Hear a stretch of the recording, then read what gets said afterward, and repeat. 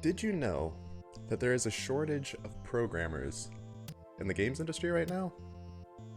Let's talk about that a bit. So the first thing, as far as game programmers in the industry, you might be thinking, well, there's a lot of abuse in the games industry that we've heard about with ridiculous overtime, and we've heard about some of the recent things going on at Blizzard Activision and other companies. However, that's not the full story. It's important to remember that that is not all of the games industry, and that that is not every single company.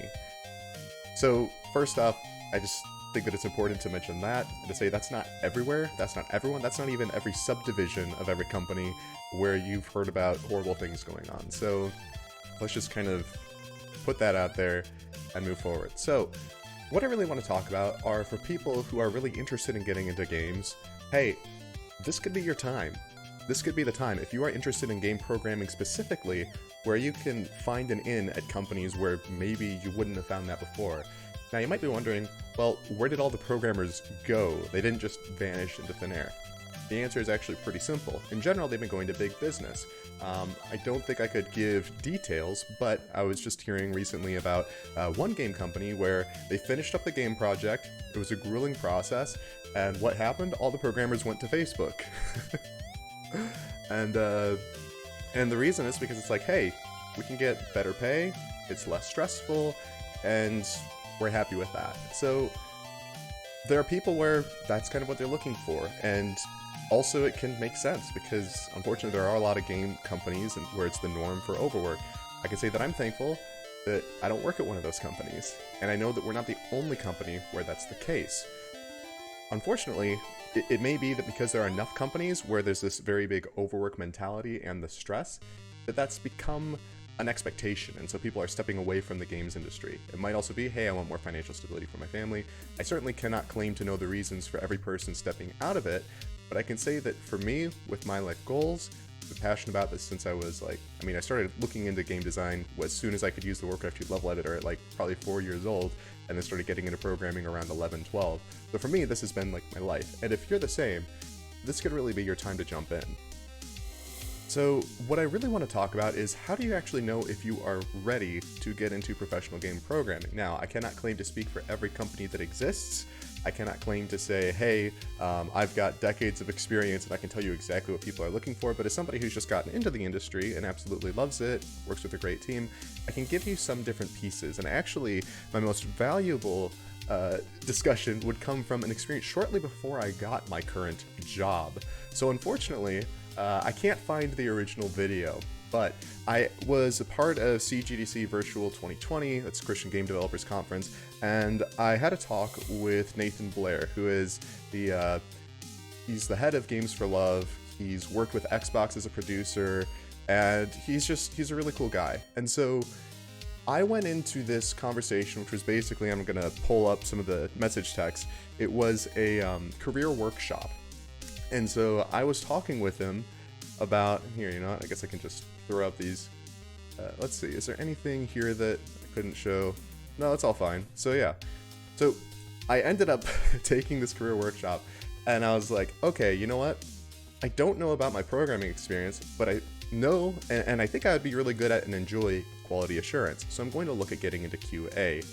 And it was interesting talking with him because he was pretty sure that I could get into SDET, which is basically tooling and testing, coding, tooling, and testing. So I was like, I don't know if I've got that kind of experience. I was pretty skeptical of it. But he was right, because then within a year of that conversation, I ended up getting my current job, and guess what I was doing within a year of that conversation? I was doing tooling and testing for devs who had worked in AAA, who, and that's my alarm going off telling me that I should wake up, and this was with devs who had worked in the industry, and I actually got a comment on one of my YouTube videos from somebody that I worked with where they were like, hey, I thought from working with you that you've been in the industry for 10 years, and that made me feel very good.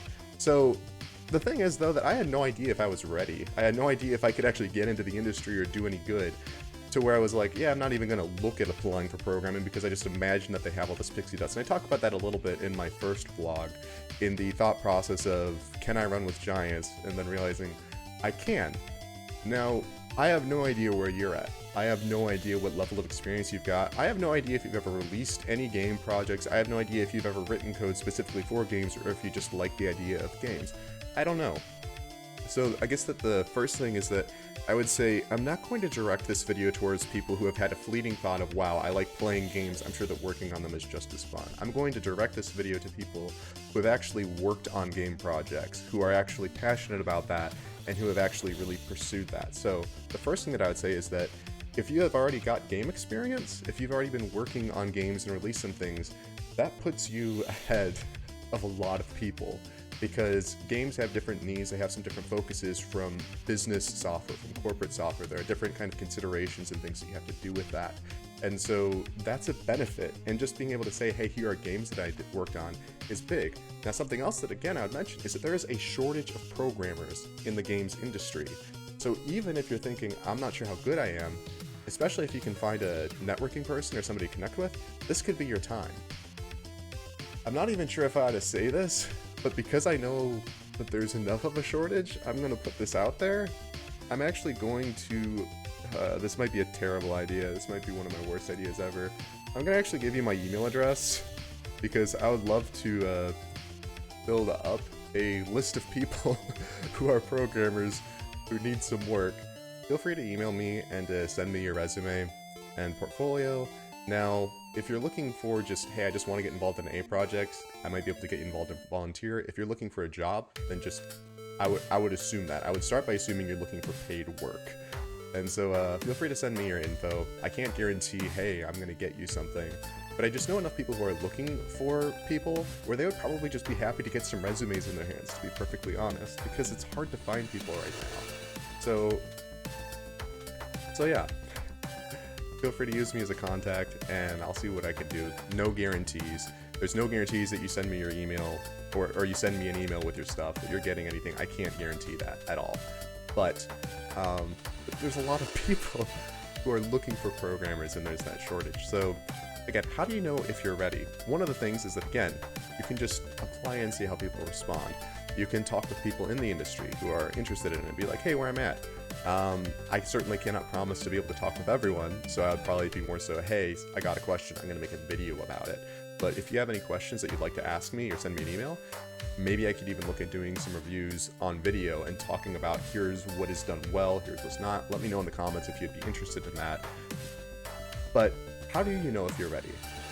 I was ready, and I didn't think I was ready. And you might be in that place right now. You might be able to get a job in the games industry and not even know it, not even know that you're qualified or that you could do it. And I think that what's interesting is that during my initial interviewing process even, I think that it had the appearance that I wasn't qualified because I was talking with my boss, and I've told this story in other videos, but for him specifically, if you're looking to work with indie devs, you're probably going to be using object-oriented programming in Unity. That's very generally the case. That's not 100% true, but that's generally the case. And so my boss asked me if I was experienced with object-oriented programming. And there was I can't get into that. But anyway, in this scenario, we were talking, and he was like, can you learn OOP? Because you've mentioned that you're more interested in data-oriented programming. And I'm like, probably not. And I assumed that the job was over at that point, that there's no way that I was getting it. And I still did, and he loves my work, and he's been really happy with my work. He's been happy that I've been able to produce code quickly, that works well, that is readable, and my coworkers have also been very happy with that. So I was ready. I didn't think it, and I didn't even market myself well to show it necessarily. But my boss took a chance on me, and he's really glad they did. I'm glad he did too, because I love it here. So how do you know if you're ready? How do you know if you're selling yourself short? I think that one of the biggest things that you can do is that you can get around other people. So there are some communities that I'm a part of. One of them that I would really recommend is the Pixelpug community. There's people there who are professional game programmers who'd be happy to like throw out ideas and talk with you a little bit. And I'm just gonna throw out the link to it. So let's see, pixelpug.com, join our community. Yeah, here. So there's this pixelpug.com/join our community. You can find the community here, and then you can talk with some people, and you can hear from them, connect with some other game programmers, connect with other game developers who are like you. And so this is something that I would really recommend checking out if you're really wanting to connect with other people. is because I guess that one of the things that I'm kind of scared of is that if I put this out there and then a bunch of people are like, Josh, I can't help everyone. I'll see if I can do for one what I wish I could do for everyone. Maybe that will upset some people because why do you do this for this person but not for me? But I'm just limited. But where there's a community, where there are people growing, there's more opportunity for that. So I'd really recommend reaching out to this community. Great people. I had a regular hangout for a year plus that really helped me to connect with other game devs, have good conversations, and build relationships. And I don't think I'd be in the industry today if I hadn't connected with this community. So I'm very grateful for everyone there, and for the people there who are encouraging me and encouraging me to in some cases get involved in different places, to try different things, to keep experimenting, giving me different ideas. Just having people. Here's the thing. It's not just about advice. Even just having people who you can bounce things back and forth with changes the way that you think about programming. It changes the way that you think about your work. So again, I would heartily recommend this. And yeah, the big thing is you need to get around other people who can give you some feedback, because otherwise you have no idea where you're at. So how do you know if you're ready? I would say one thing: finish a game. That's one thing that you need to do. How do you know that you're ready? There's my email address. Finish a game. Now, what do I mean when I say finish a game? Do I mean finish an MMORPG? No. I mean finish a game. If this game is a puzzle top-down game, which are known for not selling well, and the reason I'm thinking of that is because I'm actually looking at working with a few different people on a top-down puzzle game right now, but we're doing it for free and it's a side project for fun. It's like finishing a game that is really important. That puts you ahead of the curve. And I've worked with people who have gotten into games. Well, I've worked with some different people who they were good programmers, but they didn't have a game under their belts yet. I think it's fine for me to say that. And there are a lot of people who have gotten into the industry depending. I think that it's probably not as common now that you get in without a game. I don't actually know. That's an area where I'm not as certain. I don't feel like I can give you a good answer. But if you do get at least one game under your belt, maybe a few, like it could even be game jam games, you've got games under your belt. That's something. And so I would really say finish a game. And if you can finish a great game, that's even better. And it doesn't have to be by yourself, because if you can finish a game with some other people, and then, hey, you're a programmer, but you make programmer art, and your programmer art isn't very good, then it might be good for you to work with other people, and that's an option as well. I'm a bit worried that this is going to sound like you'd be like, hey, work on my game for free. That's not what I'm saying. I really want you to do what's best for you. If you're like, hey, I just want to get involved with the project, feel free to ping me. I've had one person ping me before, and then I was like, yeah, there might be an opportunity, and just kept the conversation going for a little bit. If you just need something, then feel free to ping me, but I really want you to do what's best for you. And if you're like, I'm just going to work on my own stuff, and I just want to see if there are opportunities out there, that's fine. That is a-okay. Do what's best for you. So, but number one, finish a game. Finish a game. And another thing that I would think about that could be very helpful is, I guess I'll add this, finish a game with other people. Just because you are a good programmer does not mean that you are a socially adjusted programmer. So if you're not socially adjusted, then get a little bit socially adjusted. Maybe that's a terrible thing to say, I don't know.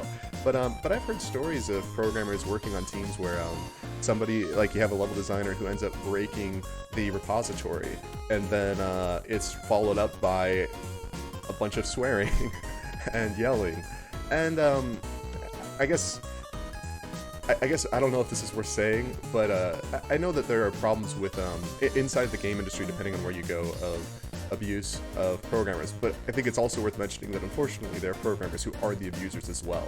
Don't be that programmer. I can tell you right now that if that is you, and I ever find out, I'm going to make sure you don't get into the industry. As it is with it, to the level that it's within my power, which is very little. I don't have that much power.